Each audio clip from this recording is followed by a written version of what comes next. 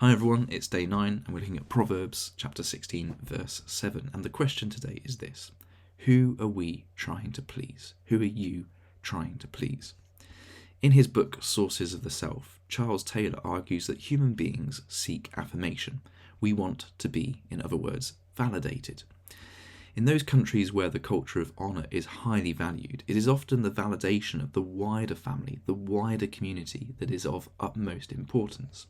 In the West, many would argue that they don't care what people think as long as they are living true to themselves, whatever that might mean, and therefore the only person's validation they need is their own.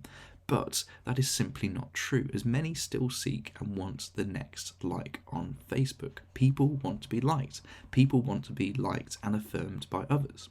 This is not necessarily a bad thing, but the danger is that we might end up doing something, saying something that we don't actually believe, or is not good for us, just to win people's approval. But the Bible tells us that we should be putting our energies into pleasing Him instead. The Bible tells us that our values, our identity come from Him alone, and that the only approval we actually need is His.